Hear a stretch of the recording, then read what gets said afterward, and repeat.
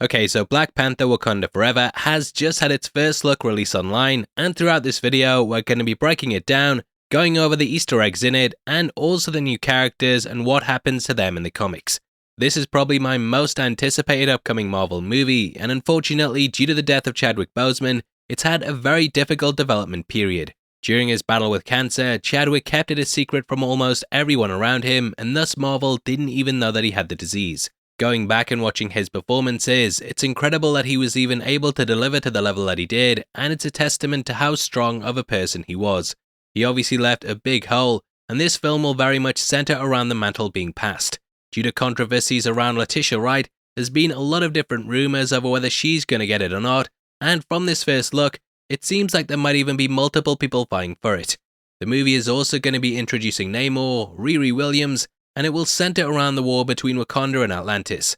We're going to be breaking it all down, but if you could smash that thumbs up button and also subscribe for heavy spoilers forever. With that out of the way, a huge thank you for clicking this. Now let's get into the trailer. No woman, no cry. No woman, no cry. Okay, so the trailer itself is extremely somber, and we open with a cover of Bob Marley's No Woman No Cry. Marley sadly passed away at the age of 36, and us being robbed of an icon is something that feels like it might be echoing the death of Chadwick Boseman. I hope I don't sound disrespectful there, but it's kind of the emotion and reason behind why I think this song was chosen. Really got me teary-eyed, and this is one of the most beautiful trailers that I think I've ever watched.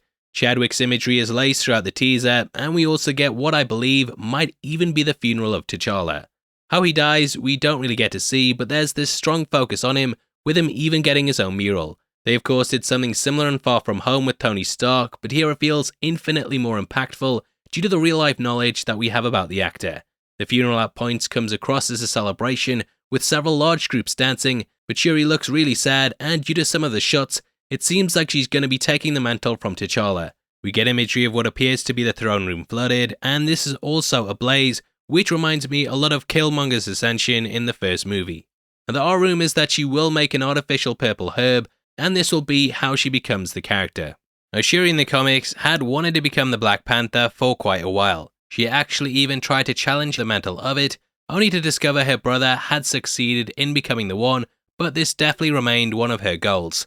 Now, she became a fierce warrior and claimed her first kill by defeating Radioactive Man with the Ebony Blade. This led to her older brother seeing the potential in her, and slowly he started to train her. After the events of Dark Reign, due to an assassination attempt by Dr. Doom, T'Challa was left in a coma.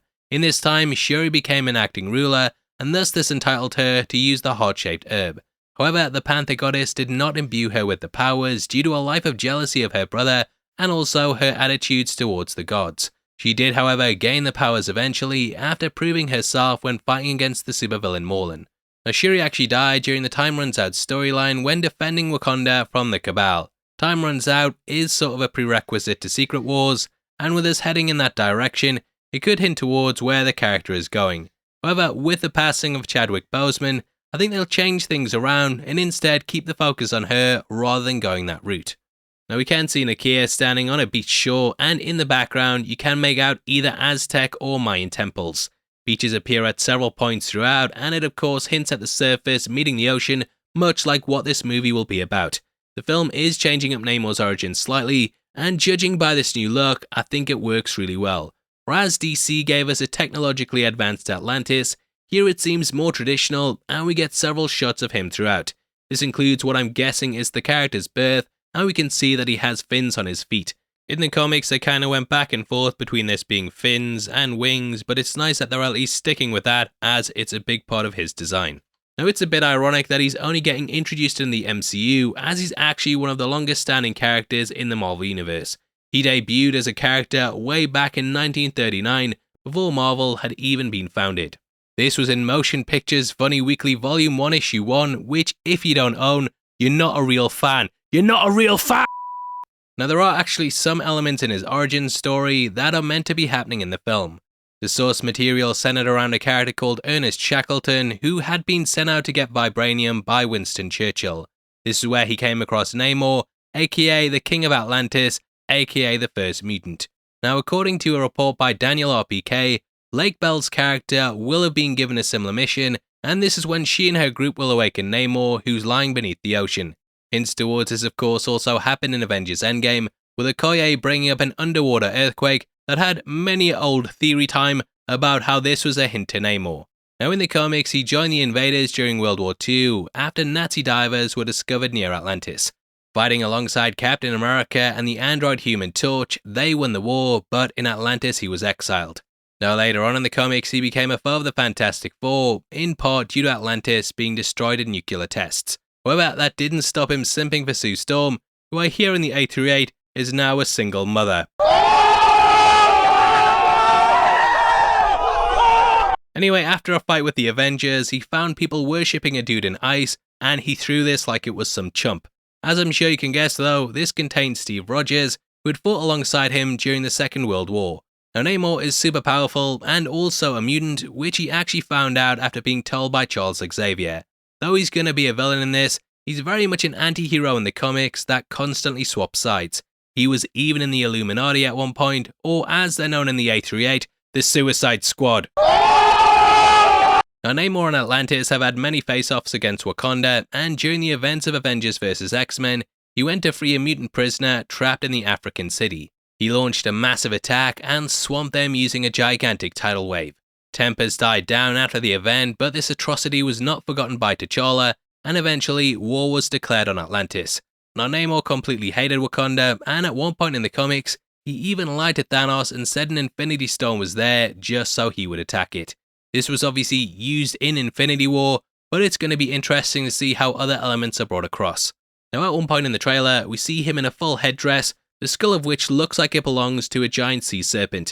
It seems later on that Namor looks over a mural of this, so potentially it could be linked to how him or his lineage gained the crown. There's also two whales with Atlanteans adorned on top of them. Later on, we also see that the throne is the jaws of either a great white or possibly even a megalodon. Just depends on how short Namor is. He might be 2 foot or something. Now, we see the Atlanteans at several points, and unlike Namor, it seems like the majority of them have blue skin. This pulls directly from the comics, and most of the Atlanteans were blue, which is why he stood out so much. Looks like they also need masks when on the surface, whereas we see Namor doesn't. This is laced throughout the trailer, something that pulls from the comics, and they might explain it as him being a highborn so he can breathe oxygen. In the comics, he had a mixed lineage which explained these change-ups, and they're clearly bringing it across to this movie. Now, there's a lot of shots of characters' backs, and this gives us an almost POV perspective of them as we follow the characters walking through the trailer. At one point, he and his forces arrive at what seems to be Wakanda, and they end up facing off against M'Baku. Now, the trailer is big and bombastic, and surely you can't be serious if you think several people won't be vying for the crown. Now, Shuri will likely take up the mantle, but I kinda hope that M'Baku does too. He was definitely a standout in the first film, and he of course fought heavily during Infinity War. I think with Chadwick's passing as well, it's difficult to find anyone who can take over it without someone somewhere complaining about it like it's the She-Hulk CGI. So therefore, it is pretty bad to be fair, and therefore they could make it a shared title. Unfortunately, Daniel Kaluuya won't be featuring in the movie due to scheduling conflicts, which sucks, as I'd have loved to have seen him in the film, especially with how much he's done since the original released. Now on to some personal news. The woke mob and cancel culture finally got my family, and my uncle has struggled to sell any ice cream since he launched his Infinity Cones shop. It's a damn disgrace, and if you love free speech, then what I'm gonna need you to do is show your support by also subscribing to our Clips channel, which is linked on the top comment. It's not a grift, I swear, it's all going to supporting Infinity Cones.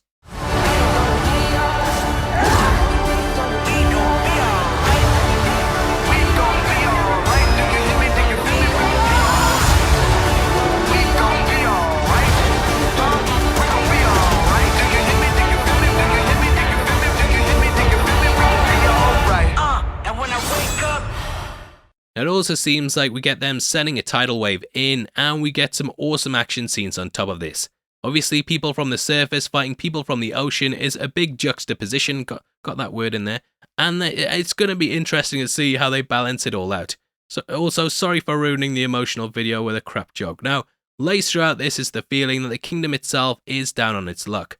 Ramonda has stepped up as queen in the wake of the death of her husband and son, and clearly she's lost a lot, which leads to a very powerful scene. I am queen of the most powerful nation in the world, and my entire family is gone. Have I not given everything? She also visits the UN, which is of course how the last movie ended. We see those around her are wearing masks, mirroring the Atlantean ones. I think these likely have symbolic meaning though, and they also put their mics down too, whilst her remains up. Maybe in their grief they've taken a vow of silence, but it's difficult to fully guess what's going on with just a 2-second shot. I'm guessing this had to do with the pandemic as they filmed throughout that, and maybe they've incorporated it somehow into the story itself. Now, amongst the trailer, we also get what I'm guessing is the expedition to unearth either Atlantis or the Vibranium. There's also what appears to be a mercenary outfit attacking Wakandans. At one point it looks like a distress call might be put out, which judging by this merc's face, he's very shocked by. Also, again, they're wearing masks, which is likely due to the pandemic, but it's nice to see that they've kind of incorporated this into the costume design and possibly the story. Or I'm reaching and they were always going to have this. Now on top of this, I'm going to throw another guess your way, but I think this might be used to show Shuri saving them, but hey, let me know your thoughts below. Seems later on that they get saved by the Dora Milaje, but I'd love to see Shuri introduced as the Black Panther here too. Now at this point we also see Shuri meeting RiRi Williams. RiRi Williams, aka Ironheart, first appeared in Invincible Iron Man Volume 3, Issue 7. She was a super genius and gained an early admission to MIT. Now though she had a bright childhood, she ended up experiencing a lot of tragedy when her best friend and stepfather was shot in a drive-by in Chicago. This kind of put her on a path to build her own suit of armor, and she cobbled one together using outdated Iron Man parts and stolen things from MIT. Obviously, MIT, they don't want people just stealing stuff, and it led to security trying to confront her, only for her to escape in a Model 1 suit similar to Tony's Mark 1. The movie does seem to be changing this up quite a bit, as it appears like she's using parts of a car. We can also see that she has a diamond-like arc reactor that Tony used in Endgame, so potentially she ended up getting this from the compound or after he handed it over to Cap. Also, make sure everyone knows I spotted that. I mean, MT from New Rockstars, he spotted it first, but I was thinking about it at the same time. Now Tony did take an interest to her and her armor building hobby, and he later recruited her to help fight against Captain Marvel during Civil War II. Also, side note, MT did spot that on Twitter, and I told him I'd steal it, so it's all fair, it's as far as I'm concerned. Now after Tony fell into a coma during the battle, she decided to continue his legacy and took the name Ironheart. As Ironheart, she joined the Champions along with other MCU heroes like Ms. Marvel, and took part in the Underground to fight against the doppelganger Captain America in Secret Empire. She hammers out a heart, and this imagery of hammering something is of course riffing on Tony Stark doing it in the cave. We then get bloody Everett bloody Ross, before ending on Black Panther unleashing their claws. Again, I'm guessing this is Shuri, but it might not be at the same time, so don't kill me if it's not. Now, as for my thoughts on the trailer, I want to go through them before I talk about a big leak on the movie and what's being said about the character who turns up at the end. I'll make it obvious before we get into that though, so you don't find out it was Agatha all along. Wait, cut that! Anyway, this was a real blast to watch, and at this point, I don't know, to me the movie kind of feels like it's an underdog, but also that it's going to be massive. Obviously the first one was a major success, but the sequel has had so many setbacks that I really want it to do well. And it looks great too. They've got this really strong emotional vibe going on with it. I think it's not only going to honour Chadwick, but also build upon his legacy to cement it. Really blown away by this first look. Feels like one of the best trailers I've ever seen, and I don't know if I'm overly emotional or what, but yeah, hype levels are at an all-time high. Now as for the leaks on the film, this comes courtesy of Daniel RPK, who talked about several of the major plot points in the movie. However, the one I want to go over is the ending and who's revealed to be behind everything. If you don't want to know that, because it's quite a big spoiler, then check out now.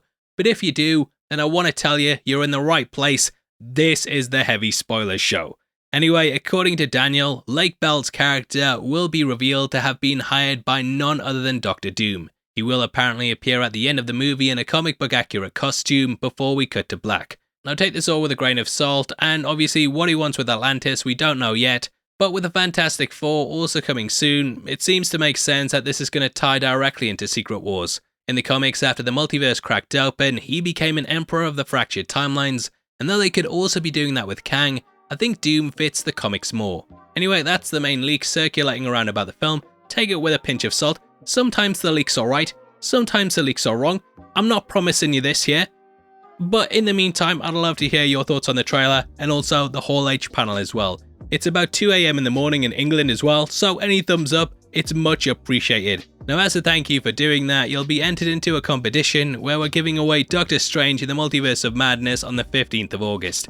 All you have to do to be on the chance of winning is like the video like I said, make sure you subscribe and also drop a comment below with your thoughts on the teaser. We pick the comments at random on the 15th and the winners of the last one are on screen right now, so if that is you, message me on Twitter at HeavySpoilers now. Now if you want something else to watch, then make sure you check out our video on screen right now that goes over how to beat Homelander. He's a damn son of a bitch, but I'm gonna tell you how to do it. You better go over there right after this. I'll see you soon, you punk. You damn chump. See you, chump.